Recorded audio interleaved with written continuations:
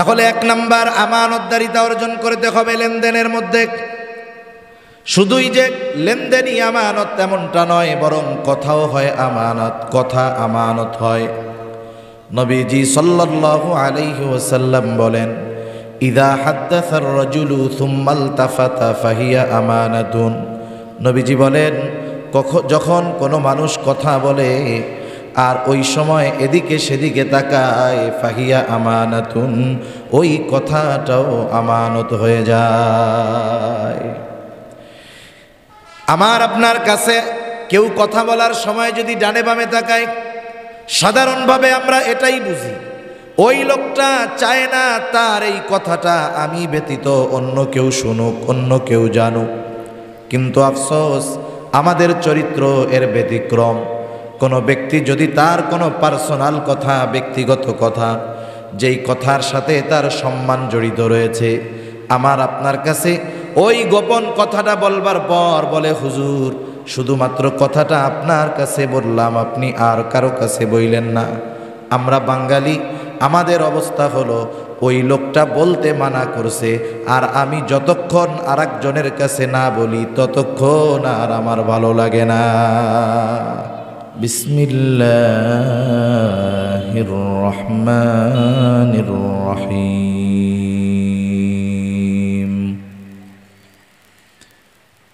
ইন্নাল্লাহা ইয়া'মুরুকুম আন তু'আদ্দুল আমানাতি ইলা আহলিহা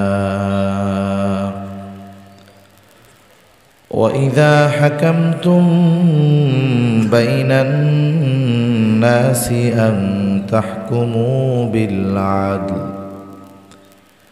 ইন্নাল্লাহা নি'ম্মা ইয়া'iযুকুম বিহি ইন্নাল্লাহা কানা সামিআন বাসীরা।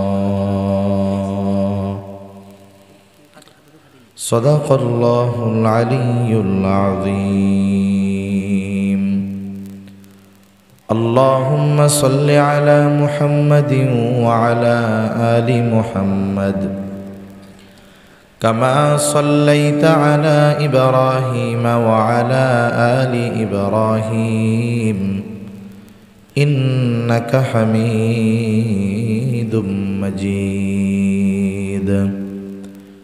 اللهم بارك على محمد وعلى آل محمد كما باركت على إبراهيم وعلى آل إبراهيم إنك حميد مجيد.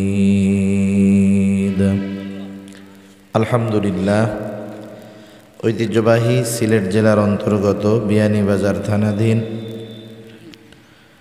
কাকরদিয়া শেওলা দক্ষিণ ভাগ মেওয়া জামিয়া কাসিমুল উলুম মাদ্রাসা এর উদ্যোগে আয়োজিত ৬৪তম বার্ষিক ওয়াজ মাহফিলের সম্মানিত শ্রদ্ধেয় সভাপতি আল্লামা শায়েখ জিয়াউদ্দিন সাহেব হাফিজাহুল্লাহ, আমন্ত্রিত উলামায়ে কেরাম, সামনে উপস্থিত মুরব্বিয়ানে কেরাম, সমবয়সী যুবক বন্ধু, স্নেহের ছোট ভাই এবং পর্দার অন্তরালে অবস্থানরতা সম্মানিতা শ্রদ্ধেয়া মা ও বোন, দয়াময় আল্লাহ রাব্বুল আলামিনের দরবারে অগণিত শুকর যে মহান মালিক আমাদের হায়াতে বরকত দিয়ে সুস্থ রেখে হাজারো মানুষের মধ্য থেকে যাচাই বাছাই করে হাদিসের ভাষায় জান্নাতের বাগানে আসার, বসার, কিছু দিনই আলোচনা করার এবং কিছু শ্রবণ করবার তৌফিক যে মহান মানিব আমাদের দান করেছেন, সে মহান মানিবকে খুশি করার জন্য মহব্বতের সাথে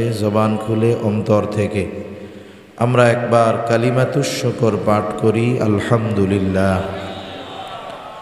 অগণিত দুরুদ ও সালাম সৈয়দুল আম্বিয়া, আশরাফুল আম্বিয়া, খাতামুল আম্বিয়া, ইমামুল মুরসালিন, রহমাতুল লিল আলামিন মুহাম্মাদুর রাসূলুল্লাহ সাল্লাল্লাহু আলাইহি ওয়াসাল্লামের উপর। আমি আপনাদের খেদমতে পবিত্র কোরআনুল কারীম থেকে একটা আয়াত তিলাওয়াত করেছি। আল্লাহ তাআলার কাছে তৌফিক চাই, নির্ধারিত সময়ের মধ্যে আল্লাহ তাআলা আমাকে কিছু কথা বলার তৌফিক দেন যে কথাগুলো আমাদের সবার দুনিয়া এবং আখিরাতের জন্য কল্যাণকর হয়। সকলে বলি আমিন। আল্লাহ সুবহানাহু ওয়া তাআলা পবিত্র কোরআনুল কারীমের মাঝে আমাদেরকে বিভিন্ন বিষয়ের ওয়াজ করেছেন, উপদেশ দিয়েছেন। আমি যেই আয়াতখানা আপনাদের খিদমতে তিলাওয়াত করেছি, আল্লাহ তাআলা উক্ত আয়াতে কারিমার মধ্যে খুবই সুন্দর দুইটা ওয়াজ করছেন। ওয়াজ করেছেন আল্লাহ, সাথে সাথে এই ওয়াজকে সুন্দরও বলেছেন আল্লাহ। আল্লাহ তাআলা বলেন, ইন্নাল্লাহা ইয়া'মুরুকুম আন তু'আদ্দুল আমানাতি ইলা আহলিহা ওয়া ইযা হাকামতুম বাইনান নাস আন তাহকুমু বিল আদল। দুই ওয়াজের প্রথম ওয়াজ হলো যে তোমরা আমানত তার হকদারের কাছে ফিরিয়ে দাও। দুই নাম্বার, যখন তোমরা কোনো বিচার আচার করবা, ন্যায় বিচার করবা। এই আয়াতের শানে নুজুল আমি যদি ওই দিকে যাই কথা লম্বা হয়ে যাবে, কিন্তু মুফাসসিরিনে কেরাম বলেন শানে নুজুল যাই হোক, এখানে আল্লাহ সুবহানাহু ওয়া তাআলা সর্বধরনের আমানত আদায়ের কথাই আল্লাহ তাআলা বলেছেন। দুই নাম্বার, ন্যায় বিচারের কথা আল্লাহ তাআলা বলেছেন। এই আয়াতের ব্যাপারে ইমাম শাফিঈ রহমাতুল্লাহি আলাইহির একটা বক্তব্য আছে। উনি বলেন, যেই জাতির মধ্যে এই দুইটা গুণ পরিপূর্ণভাবে পাওয়া যাবে, একটা হলো আমানতদারিতা আর একটা হলো ন্যায় বিচার, ওই জাতির মানুষ বড় সৌভাগ্যবান। আফসোসের বিষয় হলো, আপনারা বুঝে থাকলে বলেন তো, আমাদের দেশ শুধু নয়, গোটা দুনিয়ার মধ্যে আমানতদারিতা আর ন্যায় বিচার কি আছে? নাই। তাহলে ইমাম শাফিঈ রহমাতুল্লাহি আলাইহির কথার দ্বারা বোঝা যায় আমাদের কপাল বড় খারাপ। এরপরেও এ বিষয়গুলো জানার সাথে সাথে নিজের থেকে সর্বপ্রথম নিজেকে পরিশুদ্ধ পরিবর্তন করার মেহনত আমাদের করার দরকার। আমরা সব সময় আশা করি আমাদের শাসক যারা, এরা খুব ভালো হবে, ন্যায় বিচার হবে, আমানতদার হবে। আমাদের অবস্থা হলো ওই রকম যে আমরা ওমর রাদিয়াল্লাহু তাআলা আনহুর মতো শাসক চাই, কিন্তু আবু হুরায়রার মতো আনুগত্যশীল মানুষ হতে আমরা রাজি নাই।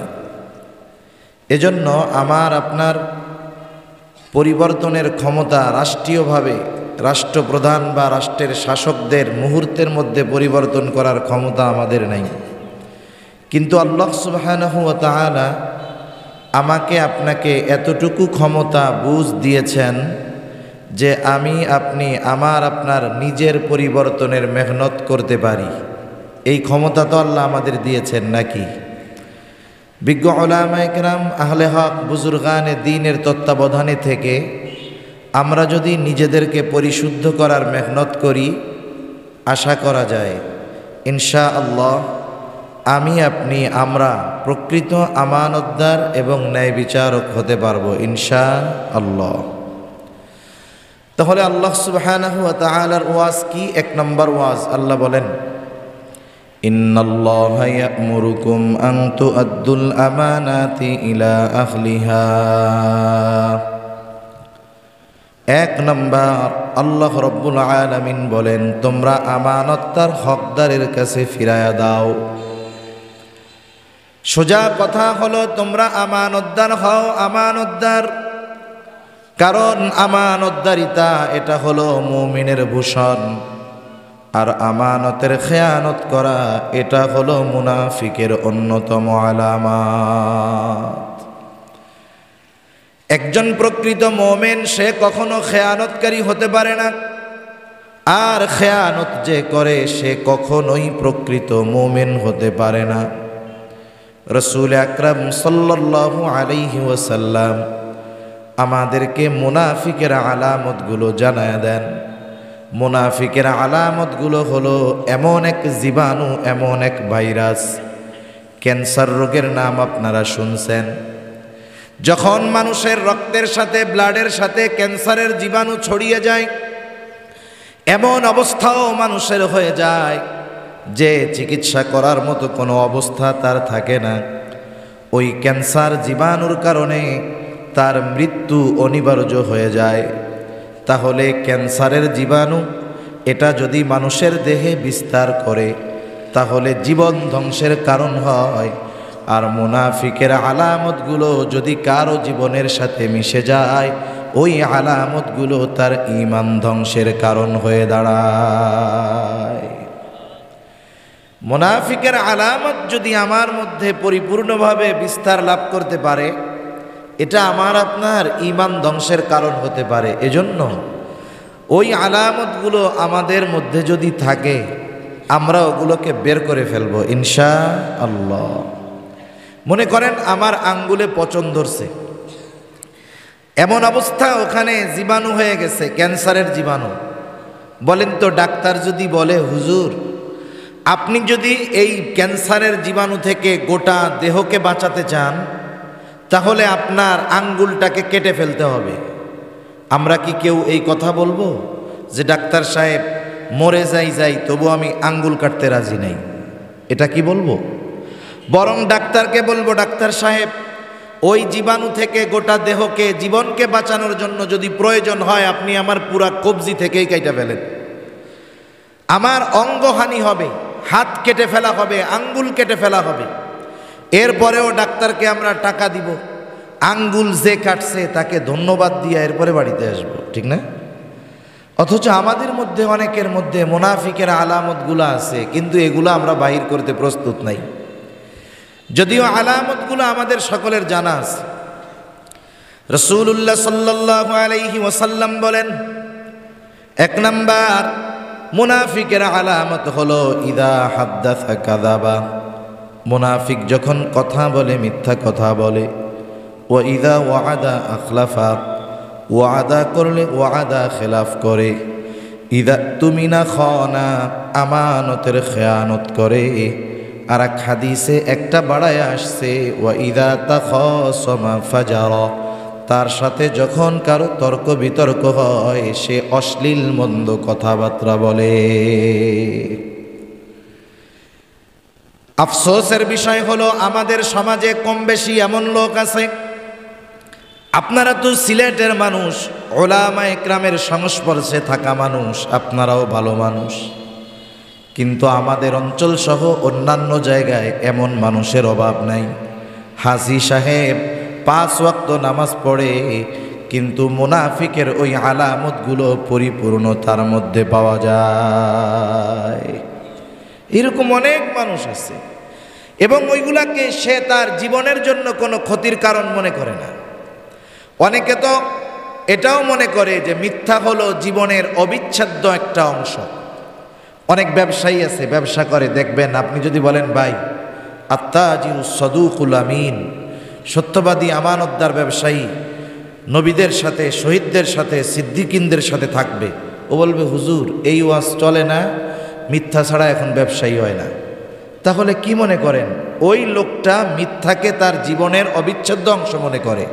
বলেন তো মিথ্যা বলা কি সগীরা গুনাহ না কবিরা গুনাহ? এখন একজন কবিরা গুনাহ করে, কিন্তু গুনাহটাকে কবিরা গুনাহ মনে করে করে, সে পাপী হলো ঠিক, বেঈমান হলো না। আরেকজন কবিরা গুনাহ করে না ঠিক, কিন্তু ওইটারে সে কবিরা গুনাহ মনে করে না। বলেন তো তার ঈমান থাকবে না যাবে? এইরকম সমাজে অনেক মানুষ আছে। এই মুনাফিকের আলামতগুলো তার মধ্যে এতটা বিস্তার লাভ করছে, সে হয়তো নামাজ পড়ে, হজ করছে, কিন্তু তার বিশ্বাসের কারণে সে যে কোন সময় বেঈমান হয়ে গেছে ও নিজেও জানে না, ঠিক কিনা বলেন? এজন্য এগুলো আমাদের মধ্যে থাকলে আমরা নিজেদেরকে এগুলো থেকে পরিশুদ্ধ করব। আল্লাহ তৌফিক দান করুন। তাহলে মুনাফিকের অন্যতম আলামত হলো ইদা তুমিনা খানা, আমানতের খেয়ানত করা। আমানতদারিতা এমন এক আমল, কিছু আমল আছে শুধু আমল, এটা ঈমানের সাথে সম্পৃক্ত না, করলে সওয়াব না করলে গুনাহ নাই। কিন্তু আমানতদারিতা এমন একটা বিষয় যেটা ঈমানের সাথে সংযুক্ত। এই জন্য নবীজি সাল্লাল্লাহু আলাইহি ওয়াসাল্লাম বলেন, লা ঈমানা লিমান লা আমানাতা লা, যার মধ্যে আমানতদারিতা নাই তার ঈমান নাই। এই হাদিসের দ্বারা একজন মুমিনের আমানতদার হওয়া কতটা জরুরি এই বিষয়টা বোঝার জন্য সূক্ষ্ম জ্ঞানের অধিকারী হওয়া লাগে না। একজন সাধারণ মানুষই বুঝতে পারে যে একজন মুমিনের জন্য প্রকৃত আমানতদার হওয়া এটা আবশ্যকীয় একটা বিষয়, ঠিক কিনা বলেন? এখন আমানতদারিতা কোথায় হয়? মূলত আমানতের ব্যাপারে আমাদের অনেকের স্বচ্ছ ধারণা নাই। আমরা অনেক সময় মনে করি যে আমানতদারিতা এটা শুধু লেনদেন সম্পৃক্ত বিষয়ের সাথে সম্পর্ক রাখে, যে একজন আমার কাছে সম্পদ রেখেছে, একজন আমার কাছে একটা জিনিস পাবে, এটা আমি দিয়ে দিব, আমি খুব ভালো মানুষ, আমি খুব আমানতদার। আমানত হোক অথবা সাধারণভাবে অন্য কারো হক আমার কাছে থাক, সেই হকটা আমানত হিসাবে রাখুক আর এমনিতেই আমার কাছে পাওনা হোক। আমার কাছে যদি কেউ কোনো কিছু পায় তাহলে আল্লাহ তাআলার নির্দেশ হলো যিনি পান তার মনে থাক আর না থাক আমাকে নিজ দায়িত্বে তার হক তার কাছে ফিরাইয়া দিতে হবে। আল্লাহ তাআলা মূলত এই নির্দেশটা আমাকে দিয়েছেন। কিন্তু আফসোসের ব্যাপার, সমাজের মধ্যে কিছু সামাজিক পাপ আছে। সামাজিক পাপগুলোর মধ্যে অন্যতম একটি পাপ, এটা জঘন্য একটা পাপ, সেটা হলো সুদি কারবারি। কিছু কিছু অঞ্চল আছে, সেই সব অঞ্চলে দেখা যায় যে এমন কোনো ঘর নাই যেই ঘরে সুদি কারবারি নাই। পুরুষেরাও সুদের সাথে জড়িত, নারীরাও সুদের সাথে জড়িত। তা মানুষ এই ধরনের সুদি কর্মের সাথে জড়ানোর যেই কারণগুলো পাওয়া যায়, এর মধ্যে অন্যতম একটি কারণ হলো মানুষের লেনদেন সংক্রান্ত সমস্যার জন্য। এখনকার জামানায় অনেক মানুষ আছে দিনদার, মুত্তাকি, পরহেজগার মানুষ, যথেষ্ট পরিমাণ টাকা পয়সা তার কাছে আছে। অন্য কেউ এসে যদি তার কাছে কিছু টাকা কর্জ চায়, ধার চায়, ঋণ চায়, সে দিতে ভয় পায়। কারণ কি জানেন? কেউ যদি কাউকে টাকা ঋণ দেয়, কর্জ দেয়, কি যে এক বিপদে পড়ে, আর যারে দেয় তাকে যে কত বড় বিপদে ফেলায় দেয় তার ঠিক থাকে না। এই যে অনেক মানুষ সামর্থ্য থাকার পরেও টাকা ধার দেয় না কেন? কেউ যদি কাউকে টাকা ধার দেয় তাহলে ওই টাকা যথাসময়ে ফেরত পাবে, এই রকম নজির দুনিয়ায় খুব কমই হয় এখন। কিন্তু এর ব্যতিক্রম যদি হয়, কেউ যদি ব্যাংক থেকে লোন উঠায়, আশা, প্রশিকা, ব্যারাক, এগুলো আছে আপনাদের এদিকে? আছে। এগুলোর থেকে যখন লোন উঠায়, সপ্তাহে সপ্তাহে সুদ সহ কিস্তি দেয়, দেখবেন ওই লোকটা আর একজনের থেকে সাধারণ কর্জে হাসানা যদি এনে থাকে, সেটা ফেরত দিতে গড়িমসি করে ঠিক, কিন্তু সুদের টাকা দেওয়ার ক্ষেত্রে সে পিছপা হয় না, ওইখানে সে ঠিক মতোই যথাসময়ে টাকাটা ফেরত দিয়ে দেয়, ঠিক কিনা বলেন? কেন? এই সুদি লেনদেনের ক্ষেত্রে যথাসময়ে সুদ সহ টাকা দিলে সওয়াব হবে? জোরে বলেন না, সওয়াব হবে? এই জন্য শয়তানও ওকে বলে যথাসময়ে দিয়া দে, কাজে লাগবে। তা যে কথার থেকে অন্যদিকে চলে যাচ্ছিলাম, যে দায়িত্ব ছিল যদি কেউ আমার কাছে কিছু পায় আমাকে নিজ দায়িত্বে তার হক ফিরাইয়া দিতে হবে। কিন্তু আমরা হক ফিরাইয়া দেওয়া তো দূরের কথা, আমরা জেনে বুঝে আর একজনের হক ভক্ষণ করার জন্য আমরা প্রস্তুত থাকি, এটা কখনো ঠিক না। সেজন্য লেনদেনের ক্ষেত্রে সর্বোচ্চ আমানতদার হতে হবে আমাদের। কেউ যদি দুনিয়ায় আমার কাছে কোনো পাওনা থাকে, কোনো মানুষের হক যদি আমার কাছে থাকে, কিয়ামতের দিন যে আমার কাছে পাবে, সে যদি সেই হকের দাবিটা আমার কাছে করে, আমি টাকা পয়সা দিয়ে তার হক আদায় করতে পারবো না। আমাকে কিয়ামতের দিন আমার নেকি দিয়ে অথবা ওই পাওনাদারের গুনাহ নিয়ে হক আদায় করতে হবে। সেজন্য দুনিয়াতে আমাদের একটা উসুল থাকবে যে আমাকে যেন দুনিয়া থেকে এই অবস্থায় না যেতে হয় যে কেউ আমার কাছে কোনো হক পায়, এই বিষয়টা খেয়াল রাখবো। দুনিয়ায় আমি একটু মানুষকে ছাড় দিব, আমি একটু কম নিব, মানুষের একটু বেশি দিব, কিন্তু আল্লাহ সুবহানাহু ওয়া তাআলা এই যে দুনিয়াতে ছাড় দিলাম, হয়তো এই ছাড়ের বিনিময়ে আখিরাতে আমাকে আপনাকে ছাড় দিয়ে আল্লাহ মাফ করে দিবে ইনশাআল্লাহ। সেজন্য লেনদেনের ক্ষেত্রে আমানতদারিতার বিষয়ে আমি বেশি কিছু বলবো না, কারণ এটার মোটামুটি ধারণা আমাদের আছে। তাহলে 1 নাম্বার আমানতদারিতা অর্জন করতে হবে লেনদেনের মধ্যে। শুধুই যে লেনদেনই আমানত তেমনটা নয়, বরং কথাও হয় আমানত, কথা আমানত হয়। নবীজি সাল্লাল্লাহু আলাইহি ওয়াসাল্লাম বলেন, ইদা হাদ্দাসার রাজুলু সুম্মা ইলতাফাতা ফাহিয়া আমানাতুন। নবীজি বলেন, যখন কোনো মানুষ কথা বলে আর ওই সময় এদিকে সেদিকে তাকায়, ফাহিয়া আমানাতুন, ওই কথাটাও আমানত হয়ে যায়।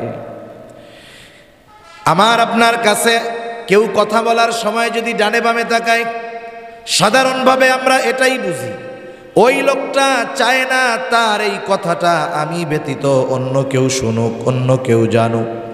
কিন্তু আফসোস, আমাদের চরিত্র এর ব্যতিক্রম। কোনো ব্যক্তি যদি তার কোনো পার্সোনাল কথা, ব্যক্তিগত কথা, যেই কথার সাথে তার সম্মান জড়িত রয়েছে, আমার আপনার কাছে ওই গোপন কথাটা বলবার পর বলে, হুজুর শুধুমাত্র কথাটা আপনার কাছে বললাম, আপনি আর কারো কাছে বইলেন না। আমরা বাঙালি, আমাদের অবস্থা হলো ওই লোকটা বলতে মানা করছে, আর আমি যতক্ষণ আরেকজনের কাছে না বলি ততক্ষণ আর আমার ভালো লাগে না। ওই লোক চোখের আড়াল হওয়ার আগে আমি আমার কাছের আরেকজনকে ডাইকা বলি, এই মিয়া আমার কাছে কি বলছে জানো? বলে না বললে কেমনে জানবো? ওই লোকটা আমাকে খুব বিশ্বাস করে, তার পারিবারিক বিষয়ের কিছু গোপন কথা আমার কাছে বলছে, আমি তোমারই শুধু বললাম, তুমি কিন্তু কাউরে বইল না। ও মনে করবে হুজুরেও তো বলতে মানা করছিল, হুজুর যেহেতু একজনের কাছে বলছে, আমিও মনে হয় একজনের কাছে বলা জায়েজ আছে। কারণ এদেশের সাধারণ মানুষ এখনো ওলামায়ে কেরামকে অনেক ক্ষেত্রে দলিল মনে করে। দেখবেন একজন একটা কাজ করতেছে, কাজটা বৈধ কাজ না, তারে যদি আপনি বলেন, এই মিয়া তুমি এই কাজ করতেছো, এর দলিল পাইছো কোথায়? বলে অমুক হুজুরে করছে। ওইটা জায়েজ না থাকলে কি হুজুরে করে? সেজন্য আমরা ওলামায়ে কেরাম হলাম সাদা কাগজের মতো, ওখানে একটা কালো ফোঁটা পড়লেই চোখে দেখা যায়। সাদা কিন্তু বেশি, কালো একটা ফোঁটা। মানুষ কিন্তু এইটা বলে না, দেখ অনেক সাদা। কি বলে আগে? দেখ ওই যে সাদা কাপড়ের মধ্যে কালা একটা দাগ। ওলামায়ে কেরাম এরকম জিনিস। ওলামায়ে কেরামের ছোট খাটো ত্রুটি বিচ্যুতি, এটা উম্মতের জন্য অনেক সময় বড় ক্ষতির কারণ হয়ে দাঁড়ায়। হাসান বসরি রহমাতুল্লাহি আলাইহি, নাম শুনছেন না? হাসান বসরি রহমাতুল্লাহি আলাইহি একদিন সরু এক পথ দিয়ে উনি চলতেছেন। ছোট্ট একটা বালিকা, নাবালিগা, 5-6 বছর বয়স, এখনো বালেগা হয় নাই, অপ্রাপ্ত বয়স্ক মেয়ে। সে ওই সরু রাস্তা দিয়ে খুব আকারে দৌড়িয়ে যাচ্ছে জোরে। হাসান বসরি রহমাতুল্লাহি আলাইহি ওই মেয়েটাকে বলতেছে, এই তুমি আস্তে দৌড়াও, তুমি যদি পড়ো তাহলে বড় ক্ষতি হয়ে যাবে।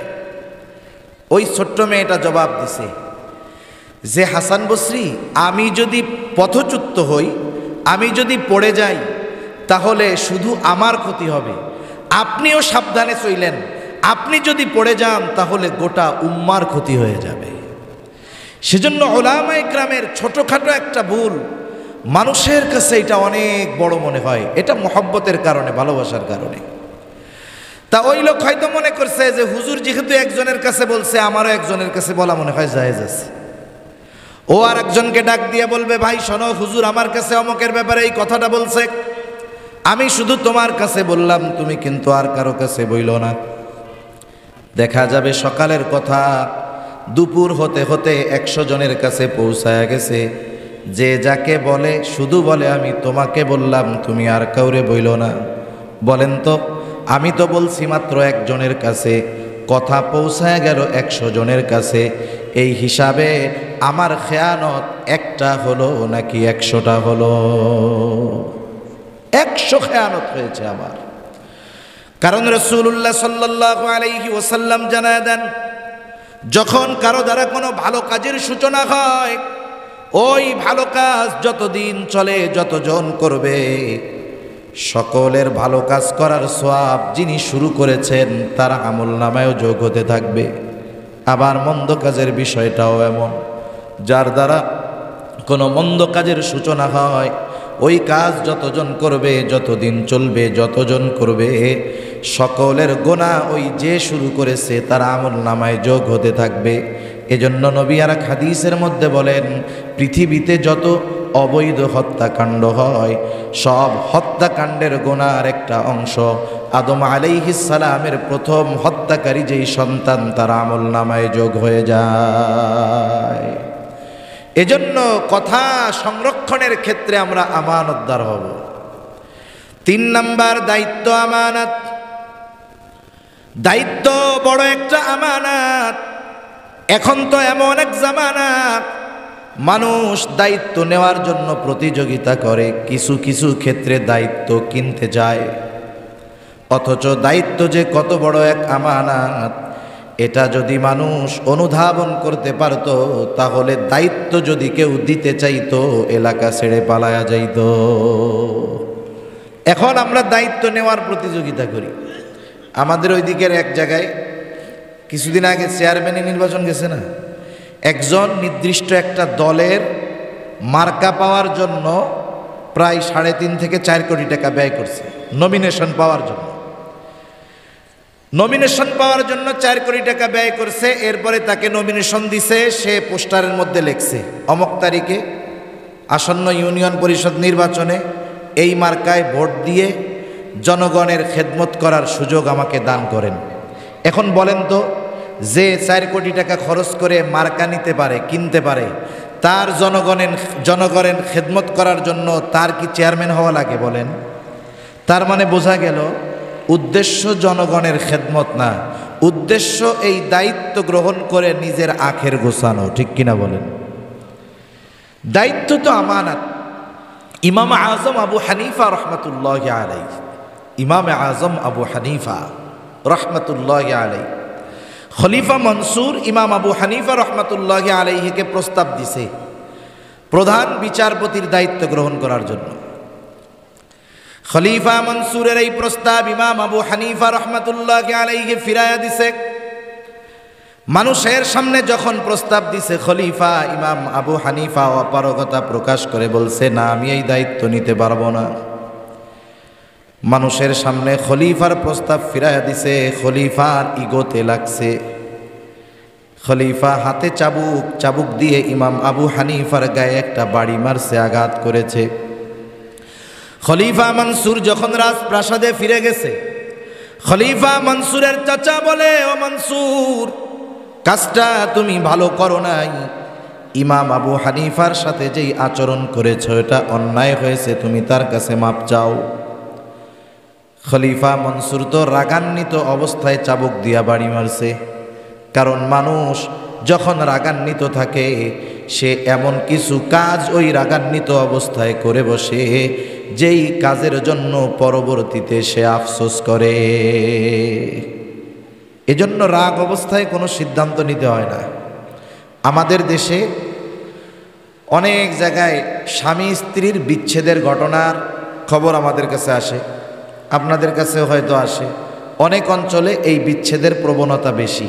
স্ত্রীর মধ্যে এই যে তালাক দেওয়া হলো, স্বামী স্ত্রীকে যে তালাক দিল রাগের মাথায় এক সময় দুজনের মধ্যে তর্ক বিতর্ক হয়, স্বামী একেবারে একসাথে বলে দেয়, যা তোর 14 গোষ্ঠী ধরে দে। অনেক সময় তার ওই সিদ্ধান্তটা গোটা জিন্দেগির ক্ষতির কারণ হয়ে দাঁড়ায়, আফসোসের কারণ হয়ে দাঁড়ায়। এজন্য আমরা একটা উসুল মনে রাখবো, একজনের সাথে তর্ক বিতর্ক হচ্ছে, পারিবারিকভাবে রাগারাগি হচ্ছে, দুনিয়াতে হইতেই পারে, স্বাভাবিক বিষয়। কিন্তু ওই রাগান্বিত অবস্থায় আমি আপনি কোনো প্রকার কোনো সিদ্ধান্তে যাব না, মাথা ঠান্ডা করে এরপরে সিদ্ধান্ত নিব। না হলে দেখা যাবে রাগান্বিত অবস্থার ওই সিদ্ধান্ত পরবর্তীতে আমার জীবনের বড় আফসোসের কারণ হতে পারে। তা ওই সময় তো বাড়ি মারছে রাগের মাথায়, এখন তো রাগ চলে গেছে, লজ্জা লাগতেছে যে আমি নিজে গিয়া মাপ চাবো, লজ্জা লাগতেছে। তা খলিফা মনসুর নিজের সবচেয়ে বিশ্বস্ত মানুষটাকে পাঠায় দিছে ইমাম আবু হানিফার কাছে। যাওয়ার সময় 1 থলে স্বর্ণমুদ্রা দিছে, বলছে তুমি ইমাম আবু হানিফাকে গিয়ে বলবা খলিফা তার আচরণের কারণে লজ্জিত, আপনার কাছে ক্ষমা চাইছে, যদি মাফ করে সাথে সাথে এই 1 থলে স্বর্ণমুদ্রা হাদিয়া দিয়ে বলবা যে খলিফা আপনার এই কথায় তখনই আশ্বস্ত হবেন আপনি যখন তার দেওয়া এই হাদিয়াটা গ্রহণ করবেন। লোকটা ইমাম আবু হানিফার কাছে চলে আসছে, এসে বলতেছে, ইমাম আবু হানিফা, খলিফা তার আচরণের জন্য লজ্জিত, তিনি আপনার কাছে ক্ষমা চেয়েছেন। ইমাম আবু হানিফা তো ক্ষমার গুণে গুণান্বিত, নববী সিফতের অধিকারী। ইমাম আবু হানিফার কাছে যখন মাপ চেয়েছে, তিনি বললেন হ্যাঁ, মাফ করে দিলাম। এইবার লোকটা বলে, আপনাকে খলিফা এই হাদিয়াটা দিয়েছে, আপনি যদি হাদিয়াটা গ্রহণ করেন তাহলে খলিফা নিশ্চিত হবে যে আপনি তাকে ক্ষমা করেছেন। ইমাম আবু হানিফা খলিফার ওই পাঠানো হাদিয়া নিতে অপারগতা প্রকাশ করলেন। লোকটা বারবার যখন বলতেছে নেন নেন, ইমাম আবু হানিফা তখন জিজ্ঞাসা করতেছে, তোমার খলিফা আমার জন্য যে হাদিয়া পাঠাইল, তিনি এত মুদ্রা কোথায় পাইলেন? কারণ প্রত্যেকটা দেশের শাসকের একটা নির্ধারিত ভাতা আছে না নাই? মেম্বারের একটা নির্ধারিত ভাতা আছে, চেয়ারম্যানের একটা নির্ধারিত ভাতা আছে, এমপি সাহেবের একটা নির্ধারিত ভাতা আছে, যারা মন্ত্রী হয় তাদের একটু বেশি ভাতা আছে, প্রধানমন্ত্রীর একটা নির্ধারিত ভাতা আছে, রাষ্ট্রপ্রধানের নির্ধারিত একটা ভাতা আছে।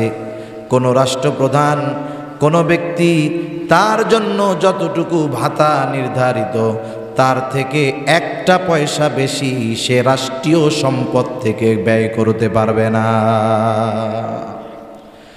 তার যতটুকু ভাতা, এর চাইতে এক পয়সা বেশি নেওয়ার ক্ষমতা, অধিকার ইসলাম তাকে দেয় নাই। যদি নেয় তাহলে খেয়ানত হবে। খেয়ানতটা কেমন হয় জানেননি?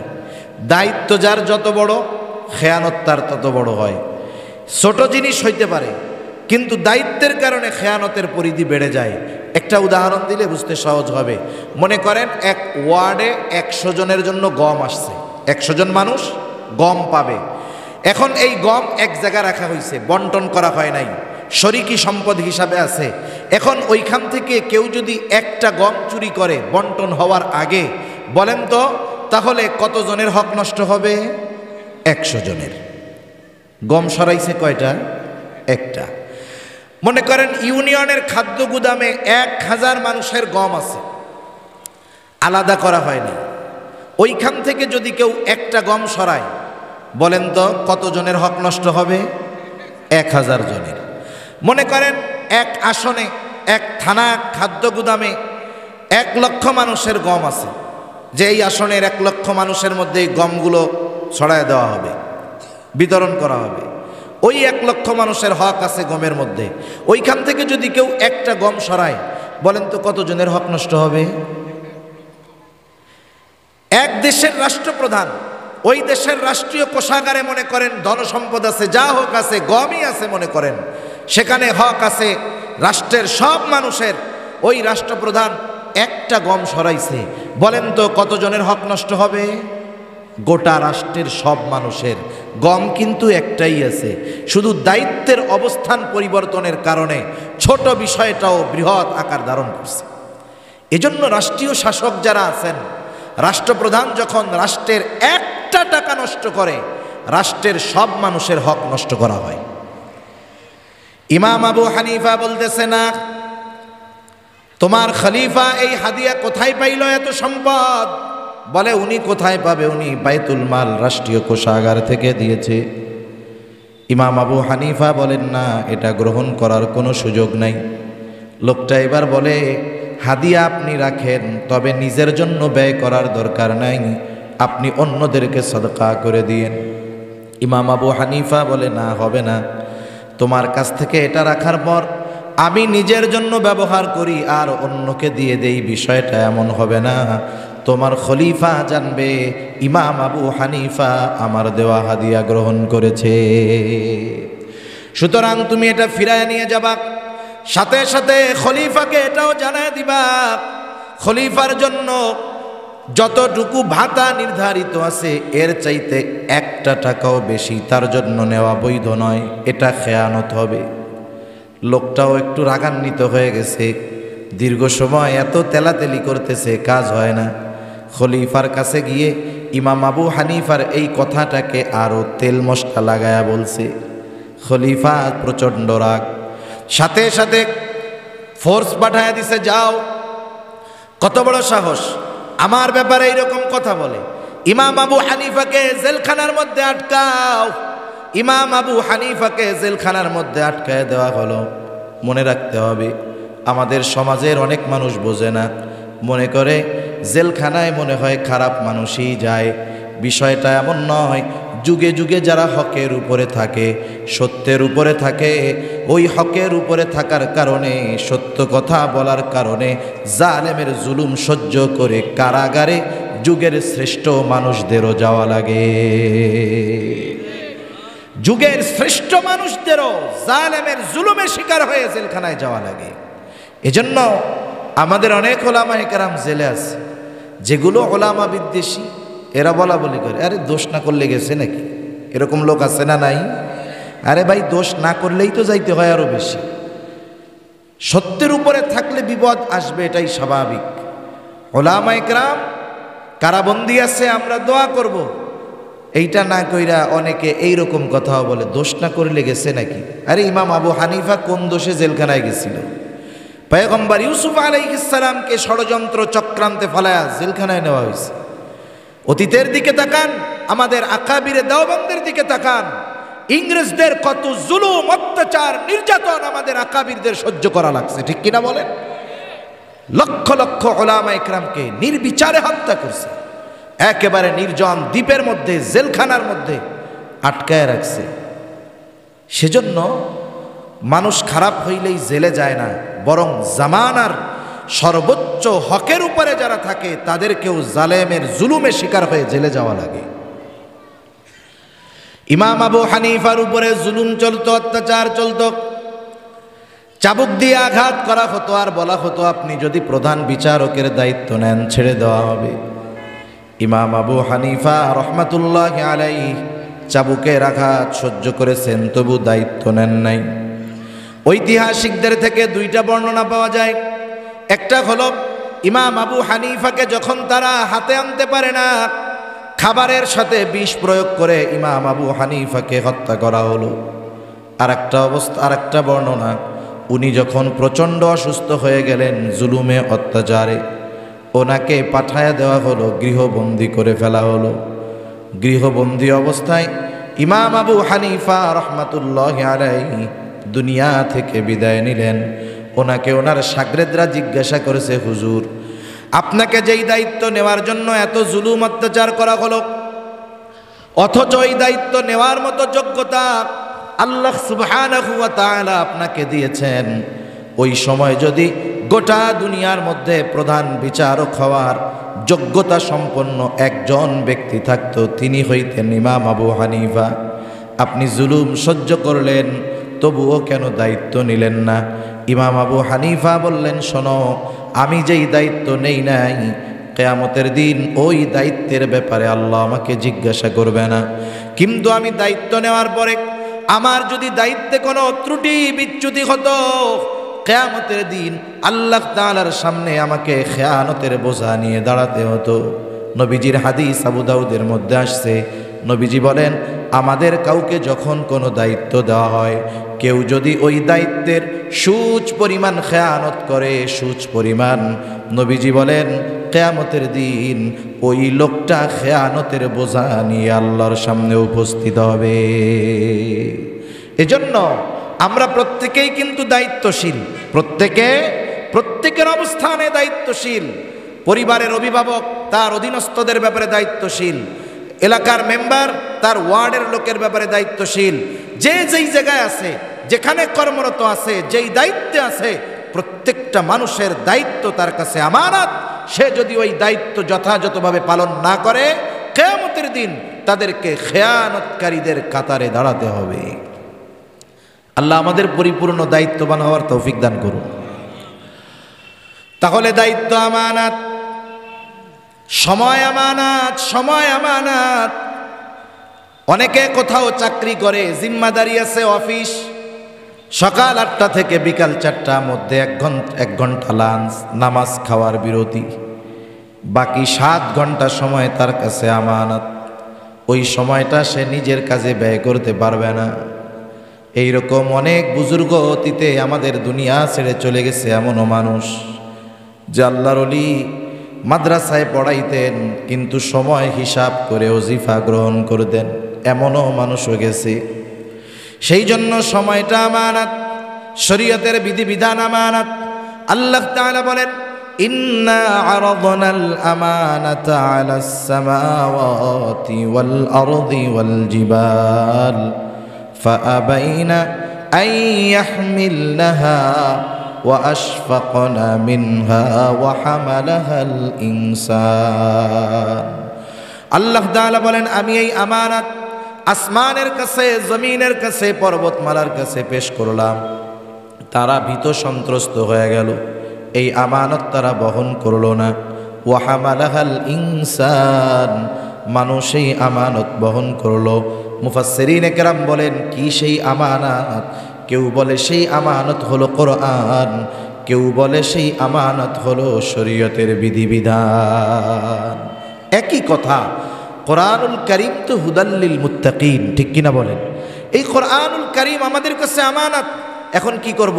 এই আমানতটাকে সুন্দর মতো দামি গেলাফে পেঁচাইয়া একেবারে তাকে রাইখা দিব, কেউ মরে টইরা গেলে কিছু বাইর কইরা কোরআন খতম করব, এই জন্য নাকি? কোরআনের যত আইন কানুন বিধিবিধান, শরীয়তের যত আদেশ নিষেধ আছে, সবগুলো আমাদের কাছে আমানত। যেটা করণীয় সেটা করতে হবে, যেটা বর্জনীয় সেটা বর্জন করতে হবে। যদি আমরা এগুলো না করি, তাহলে কিয়ামতের দিন আমাদেরকে আল্লাহর আদালতে খেয়ানতকারীর কাঠগড়ায় দাঁড়াতে হবে। সন্তান সন্ততি আমাদের কাছে আমানত, জানমাল আমাদের কাছে আমানত। আল্লাহ তাআলা তো জানমালের মালিক। আল্লাহ তাআলা বলেন, ইন্নাল্লাহা আশতারা মিনাল মুমিনিনা আনফুসাহুম ওয়া আমওয়ালাহুম বিআন্না লাহুমুল জান্নাহ। আল্লাহ তাআলা বলেন, আমি মুমিনের জানমাল জান্নাতের বিনিময়ে খরিদ করে নিয়েছি, ক্রয় করে নিয়েছি। এই জন্য আমার আপনার শ্রম, আমার আপনার জান, আমার আপনার মাল যে কোনো জায়গায় ব্যবহার করার অনুমতি নেই। গুনার কাজে যদি কেউ কারো শক্তি ব্যয় করে, গুনার কাজে, অন্যায় কাজে কেউ যদি তার সম্পদ ব্যয় করে, 1 নাম্বার সে খেয়ানতকারী হয়। 2 নাম্বার, যেই কাজে শ্রম অথবা অর্থ ব্যয় করবে, ওই খারাপ কাজের গুনাহও তার আমলনামায় যোগ হয়ে যায়। সেজন্য আল্লাহর দেওয়া জানমাল, আল্লাহ যেই জায়গায় ব্যয় করার অনুমতি দিয়েছেন, এই সমস্ত জায়গা ছাড়া জানমাল ব্যয় করার কোনো সুযোগ নাই। আমাদের এই দেহের অঙ্গ প্রত্যঙ্গগুলো আমানত। অঙ্গ প্রত্যঙ্গের খেয়ানত হয় গুনার মাধ্যমে। আল্লাহ রাব্বুল আলামিন বলেন, ইয়ালামু খাইনাতাল আয়ুন ওয়া মা তুখফিস সুদূর। আল্লাহ তাআলা বলেন, তিনি জানেন তোমরা চোখের কি খেয়ানত করো, অন্তরে কি লুকায়া রাখো। তার মানে অন্তরের খেয়ানতের খবরও আল্লাহ জানেন, চোখের খেয়ানতের খবরও আমরা জানেন। আমরা যখন চোখ দিয়ে গুনাহ করি, চোখের খেয়ানত হয়। জবান দিয়ে গুনাহ করি, জবানের খেয়ানত হয়। কান দিয়ে গুনাহ করি, কানের খেয়ানত হয়। পা দিয়ে গুনাহ করি, পায়ের খেয়ানত হয়। অন্তর দিয়ে খারাপ জিনিসের চিন্তা করি, কল্পনা করি, অন্তরের খেয়ানত হয়। এই যে খেয়ানতগুলো হয়, কিয়ামতের দিন কিন্তু আল্লাহর সামনে জবাবদিহিতার কাঠগড়ায় দাঁড়ানো লাগবে। আমানতদারিতার বিষয়ে আর কিছু বলার দরকার নাই। এতটুকু যদি আমরা আমল করতে পারি, আমানতদার মুমিন হওয়া সম্ভব না অসম্ভব? বলেন তো, সম্ভব। আমানতদার মুমিন হওয়া সম্ভব। তাহলে আল্লাহ তাআলার 2 আদেশের প্রথম আদেশ, ইন্নাল্লাহা ইয়া'মুরুকুম আন তুআদ্দুল আমানাতি ইলা আহলিহা। তোমরা আমানতদার হকদারের কাছে ফিরায় দাও, অর্থাৎ মুমিন, তুমি আমানতদার মুমিন হও। 2 নাম্বার, ওয়া ইযা হাকামতুম বাইনান নাস আন তাহকুমু বিল আদল। তুমি যখন মানুষের মধ্যে বিচার আচার করবা, ন্যায় বিচার করবা। ন্যায় বিচার, এ দুনিয়ায় ন্যায় বিচার পাওয়াই তো কঠিন। আবার অনেকে আমরা মনে করি ন্যায় বিচার করা এটা মনে হয় শুধু জজ কোর্টের জজ, সুপ্রিম কোর্টে যিনি আছেন বিচারক, ওনাদেরই কাজ। আমাদের আর ন্যায় বিচারের কি কাজ? প্রত্যেকের অবস্থান থেকে ন্যায় বিচার করবে। অনেক সময় বাবা তার সন্তানদের সাথে অবিচার করে কি করে না? করে। এক সন্তানকে বেশি ভালোবাসে, তার ব্যাপারে নজর একরকম, আর এক সন্তান তার ব্যাপারে নজর আর এক রকম। এজন্য বিচার আচারের ক্ষেত্রে হতে পারে দুইজন মুমিনের মধ্যে দ্বন্দ্ব লাগছে, আমাকে সমাধানকারী হিসাবে গ্রহণ করছে, আপনি আমাদের দুইজনের সমস্যাটা দূর করে দেন। আমাদের অভ্যাস হইল কি, আমি যাকে চিনি, যার সাথে মহব্বত, আমি যেমনে হোক ছলে বলে কলে কৌশলে তার পক্ষ অবলম্বন করি।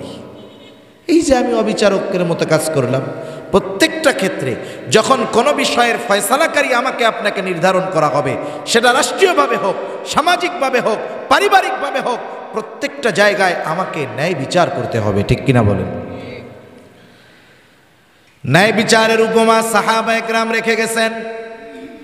আল্লাহ তাআলাও নির্দেশ দিয়েছেন, তুমি যখন বিচারক, খবরদার কোনো কওমের প্রতি বিদ্বেষ পোষণ করার কারণে বিদ্বেষবশত তুমি তাদের উপরেও অবিচার করবা না।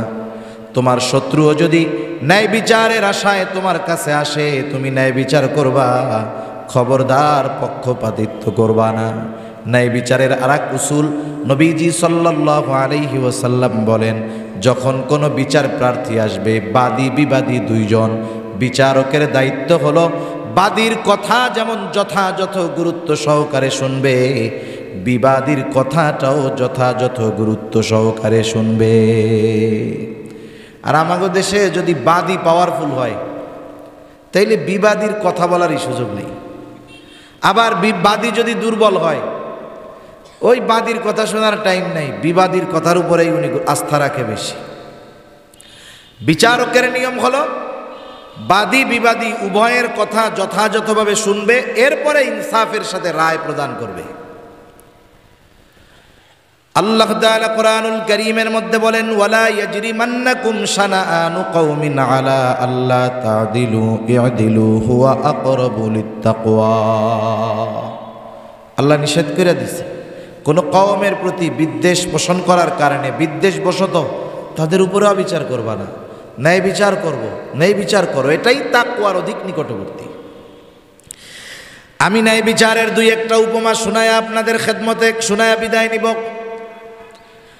খলিফাতুল মুসলিমিন হযরত ওমর রাদিয়াল্লাহু তাআলা আনহু আরেকটা হলো, ন্যায় বিচার করার যেমন ইচ্ছা থাকতে হবে, ন্যায় বিচার মেনে নেওয়ারও ইচ্ছা থাকতে হবে। অনেক সময় আমরা ন্যায় বিচার মেনে নেওয়ার জন্য প্রস্তুত থাকি না। এই খেয়াল আমাদের থাকতে হবে, বিচার হবে, রায় যদি আমার বিপক্ষেও যায়, আমি ন্যায় বিচারটাকে মেনে নিব। কিন্তু আফসোস, আমাদের সমাজে যদি একটু প্রভাব প্রতিপত্তিওয়ালা লোক হয়, বিচার যদি, রায় যদি তার বিপক্ষে যায়, ওই সুষ্ঠু বিচারটাকেও সে মেনে নিতে চায় না। আমাদের অবস্থা, আমরা ন্যায় বিচার যেমন করি না, আবার ন্যায় বিচার বা ন্যায় ফয়সালাটাকেও আমরা মেনে নিতে চাই না। পাওয়ারফুল হইলে দূর মিয়া, রাখো বিচার আচার সব আমার। হযরত ওমর রাদিয়াল্লাহু তাআলা আনহু বাজারে গেছে, এক অমুসলিম আহলে কিতাবের কাছ থেকে একটা ঘোড়া কিনছে। ঘোড়াটা কিনে যখন বাজারের বাইরে আসছে, ঘোড়ায় উঠবে, এখন দেখে ঘোড়ার পায়ের মধ্যে সমস্যা। ঘোড়াটাকে ফিরাইয়া নিয়ে আসছে।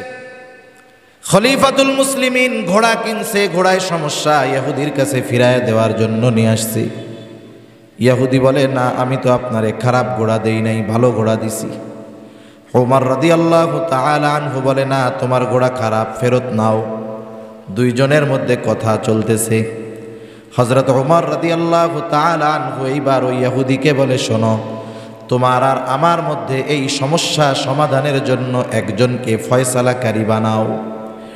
ইহুদি নিজের ধর্মের কাউরে বানায় নাই।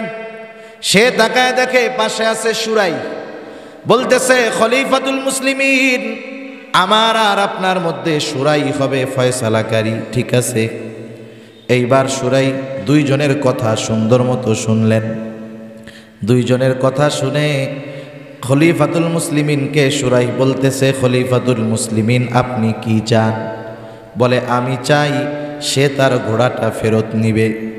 সুরাই বলে, খলিফাতুল মুসলিমিন, সে ঘোড়া ফেরত নিতে বাধ্য, তবে আপনি যখন ঘোড়াটা নিয়েছেন, কিনছেন তার কাছ থেকে, ঘোড়ার অবস্থা কেমন ছিল? বলে, হ্যাঁ, তখন তো ভালোই ছিল।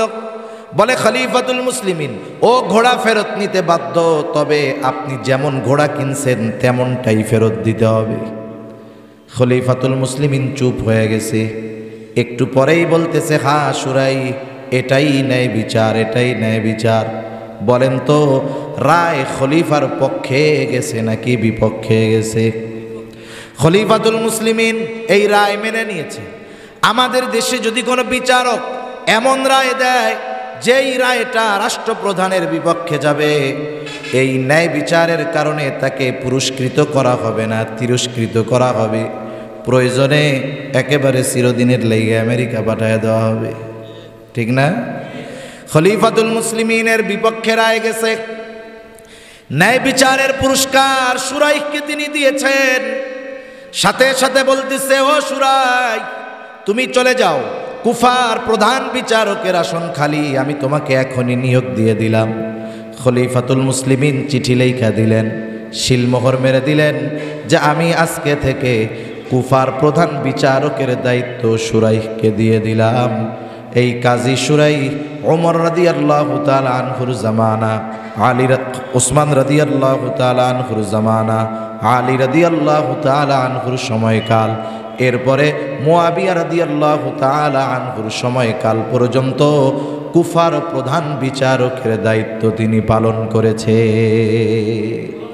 খলিফাতুল মুসলিমিন ন্যায় বিচার মেনে নেওয়ার ইচ্ছা ছিল, সাথে সাথে ন্যায় বিচার যখন হয়েছে, রায় বিপক্ষে গেছে ঠিক, কিন্তু ন্যায় বিচারের পুরস্কার তাকে দিয়েছে। ন্যায় বিচারের উত্তম দৃষ্টান্ত আমাদের জন্য রেখে গেছেন মহানবী মুহাম্মাদুর রাসূলুল্লাহ সাল্লাল্লাহু আলাইহি ওয়াসাল্লাম রেখে গেছেন। নবীজির কাছে বিচার আসছে, একজন মহিলা চুরি করছে, চুরির অপরাধে তার হাত কেটে দেওয়া হবে। এই মহিলা হলো মাখজুম গোত্রের মহিলা।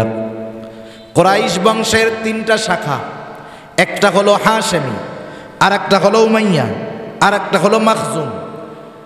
সিরাতে খাতামুল আম্বিয়ার মধ্যে আমরা পড়ছি, এখন যারা পড়ে তারাও পড়ছে। জিবরাইল আলাইহিস সালাম বলেন, আমি সারা দুনিয়া ঘুরছি, পূর্ব থেকে পশ্চিম, উত্তর থেকে দক্ষিণ, দুনিয়ার কোথাও আমি কুরাইশ বংশের হাশেমি গোত্রের মতো সম্মানজনক গোত্র আর কোথাও পাই নাই। সুবহানাল্লাহ। এই বংশের এই গোত্রে আমার আপনার নবী মুহাম্মদুর রাসূলুল্লাহ সাল্লাল্লাহু আলাইহি ওয়াসাল্লাম জন্ম নিয়েছেন। এই কুরাইশ বংশের একটা শাখা মাখজুম গোত্র। ওই মাখজুম গোত্রের মহিলা একজন চুরি করছে।